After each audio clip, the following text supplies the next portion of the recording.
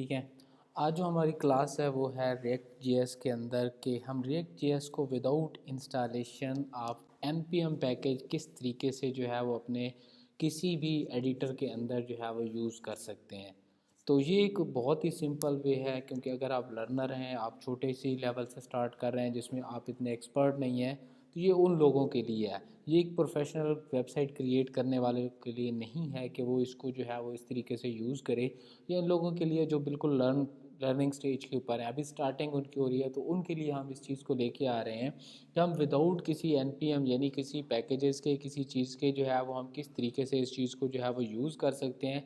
तो चलते हैं हम अपने VS कोड या अपने किसी भी सब एडिटर के अंदर, जिसके अंदर हम इस चीज़ को जो है वो देखेंगे ओपनली कि हम इसको किस तरीके से यूज़ कर सकते हैं, और फिर हमें कौन कौन सी चीज़ों की ज़रूरत होगी इस चीज़ को विदाउट इंस्टॉलेशन सीखने के लिए। तो मैं टाइम वेस्ट किए बगैर फ़ौरन से जाता हूँ अपने सब एडिटर के अंदर, जो कि हमारे पास मैंने सब लाइन को यूज़ किया हुआ है। तो आप लोगों ने करना क्या है, सबसे पहली चीज़ कि इसको जो है वो सेव करना है कहीं पे, जो भी आपके पास फोल्डर है या जो भी चीज़ आप जो है ना यूज़ कर रहे हैं या जिसके अंदर भी आपने यूज़ करना है। तो यहाँ पे देखें, आप अपने उस फोल्डर को जो है वो सिलेक्ट करें जहाँ पे आप काम करते हैं। अब उसके अंदर हमने करना क्या है, हम यहाँ पे कोई एक फ़ाइल बना लेते हैं, लाइक हम कहते हैं विदाउट, या मैं इसको कुछ भी दे देता हूँ रिएक्ट जेएस रिएक्ट जेएस की एक फ़ाइल हम बनाते हैं, और इसको HTML का पेज ही देंगे हम, कि हम HTML पेज की एक फ़ाइल बना रहे हैं, हम कोई लंबी चौड़ी बड़ी फ़ाइल नहीं बना रहे। हम HTML की पेज के लिए ही इसको सेव करेंगे और इसके अंदर HTML के ही पोर्शन को जो है वो हम यूज़ करेंगे। यहाँ पे देखें कि हमने ये एक HTML का पेज जो है वो एंटर कर दिया है। यहाँ पे मैं इसका टाइटल देता हूँ रिएक्ट विदाउट इंस्टॉलेशन, कि हमने बग़ैर इंस्टॉलेशन जो है वो ये चीज़ यूज़ किया है। तो मैं थोड़ा सा इसके बारे में जो है वो आगे लेके चलूँगा कि हम इसको किस तरीके से जो है वो यूज़ करेंगे। तो हम डायरेक्टली यहाँ पे आते हैं और यहाँ पे क्या करते हैं कि यहाँ पे हम फिल वक्त ढूंढने की कोशिश करते हैं कि भाई हमारे पास कौन से जो है वो ऐसे सीडियन हैं जिनके ज़रिए से हम जो है वो काम करेंगे। तो मैं डायरेक्टली जाता हूँ यहाँ पे, और यहाँ पे मैं कुछ रिएक्ट की एक वेबसाइट मैंने ओपन की हुई है। इसके अंदर हमारे पास कुछ 3 सीडियंस यूज़ होते हैं, जबकि पहले 2 सीडियंस हम यहाँ पे देखें को एक हमारे पास है रिएक्ट का जो डेवलपमेंट हमारे पास है, और दूसरा जो हमारे पास होगा वो हमारे पास प्रोडक्शंस का होगा। यानी कि ये जो हमारे पास रिएक्ट प्रोडक्शन के लिए हमारे पास है और एक रिएक्ट डोम का है। तो हमने क्या करना है, इन दोनों को यहाँ से जो है वो कॉपी करना है। जस्ट ये दोनों, इनको कॉपी करने के बाद हम क्या करेंगे कि अपने इस जो है वो एडिटर के अंदर जाएंगे और यहाँ पे इसको टाइटल के अंदर पेस्ट कर देंगे। क्योंकि ये बहुत बड़ा हो रहा है तो मैं थोड़ा सा इसका साइज़ जो है वो नॉर्मल कर रहा हूँ। तो ये हम दोनों करने के बाद, यानी ये दो, और तीसरा एक हमारे पास है जिसको हम नाम देते हैं बेबल का। मैंने उसको भी ओपन किया हुआ है। आप बेबल.io की वेबसाइट पे जाएंगे तो वहाँ पे आप लोगों को ये चीज़ मिल जाएगी। तो हम क्या करते हैं कि इसको कॉपी करते हैं और VS कोड के अंदर जाने के बाद दोबारा से इसको क्या करते हैं, फिर से यहाँ पे जाते हैं और इसको यहाँ पे पेस्ट कर देते हैं। अगेन यहाँ पे देखें, इसको पेस्ट करने के बाद हमारे पास इसका पेज को हम सेव करते हैं। ये 3 चीज़ें हमारे पास आ चुकी हैं। अब हम क्या करते हैं कि यहाँ पे हम एक डिव बनाते हैं। अब डिव क्यों क्रिएट करते हैं, हम कहते हैं कि इसके अंदर हमने कोई काम करना है। क्या काम करना है, अब हमें एक चीज़ यहाँ पे बहुत ही अच्छे से याद रखनी चाहिए कि हम यहाँ पे आईडी देंगे, हम कभी भी क्लास नहीं देंगे, क्योंकि टारगेट हम किस चीज़ को कर रहे होंगे, आईडी को। तो मैं यहाँ पे देता हूँ माई आईडी। जस्ट मैंने ये चीज़ की, और यहाँ पे जाने के बाद मैं यहाँ पे क्या कर देता हूँ, hello world with react. Just ये चीज़ करने के बाद यहाँ पे इसको ओके करते हैं, और अब हम चलते हैं उस फोल्डर के अंदर और वहाँ पे हम देखते हैं कि यार इस फोल्डर को अब हमने क्या करना है, इस पेज को, कि हम इस पेज को जो है वो एग्जीक्यूट करते हैं, यानी कि हमने इस पेज को चलाना है। तो हमने सबसे पहले फ़ाइल को देखना है। तो ये हमारे पास फ़ाइल है, हम इस फाइल को जो है वो ओपन करते हैं। तो यहाँ पे देखेंगे कि हमारे पास क्या आता है। तो ये देखें, hello world with react. Just only हमारे पास ये वाला जो है वो ऑप्शन हमें मिल रहा है, या ये हमें जो है वो प्रिंट होकर नज़र आ रहा है। तो अब हम क्या करते हैं कि हम यहाँ से नीचे जाते हैं और हम रिएक्ट का कुछ काम करते हैं। अब रिएक्ट का क्या काम करना है, यहाँ पे सबसे पहले तो हमें जावास्क्रिप्ट की तरह जो है वो, जैसे जावास्क्रिप्ट में हम काम करते थे, तो उसका एक स्क्रिप्ट टैग हमने देना है।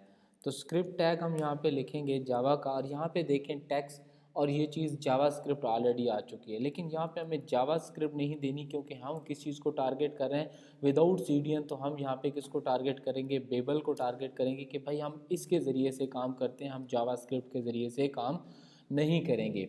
तो ये चीज़ करने के बाद अब इसके अंदर थोड़ा सा हम क्लास वगैरह को जो है वो देखते हैं कि इसके अंदर हमने क्लासेस कैसे बनानी है।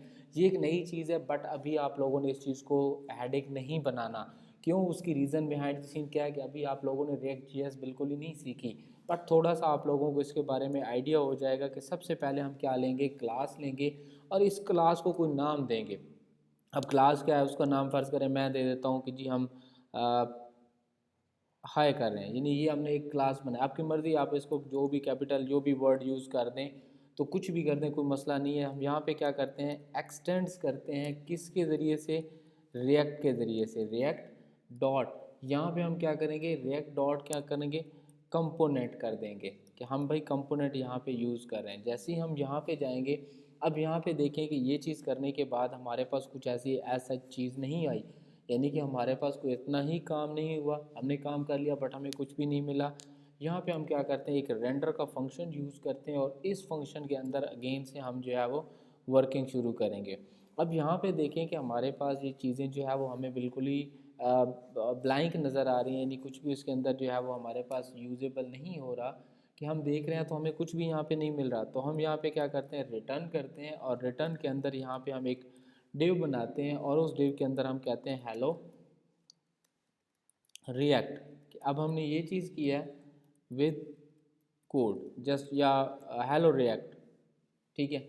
ये करने के बाद हमने क्या कर दिया, यहाँ पे इस चीज़ को जो है वो हम डिव को क्लोज़ कर देते हैं। यानी हमने यहाँ पे डिव को क्लोज़ किया। डिव को क्लोज़ करने के बाद हम यहाँ पे जाते हैं, एंड के ऊपर जाने के बाद हम यहाँ पे क्या कहते हैं कि हम थोड़ा सा यहाँ पे किसी एक रिएक्ट का जो है वो कोड यूज़ करते हैं, जिसको रिएक्ट डोम फंक्शन के ज़रिए से हम यूज़ करेंगे।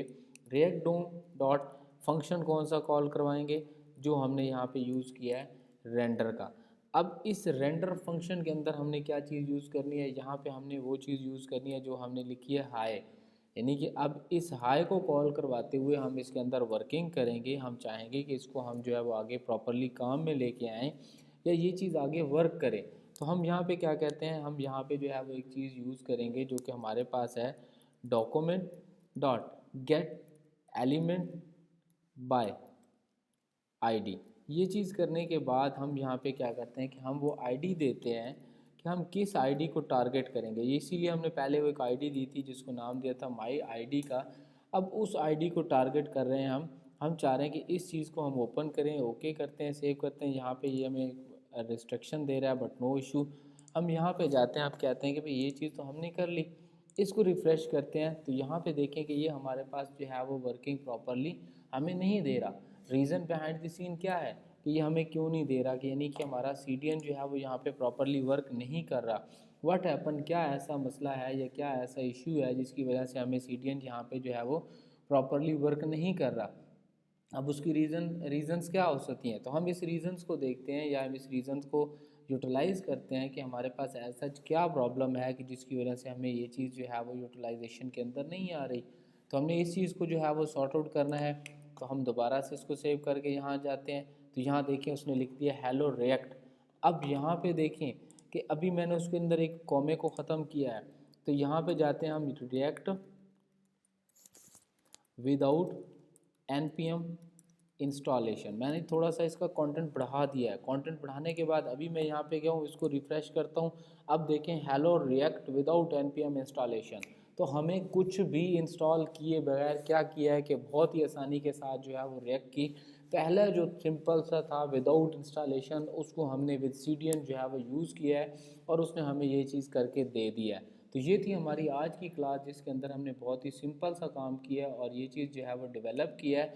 मज़ीद इसके अंदर अभी हम कुछ भी नहीं करना चाह रहे, ना इसको आगे लेके जाना चाह रहे हैं। हम सिर्फ ये देखना चाह रहे थे कि क्या हम विदाउट CDN है ये वाला काम कर सकते हैं।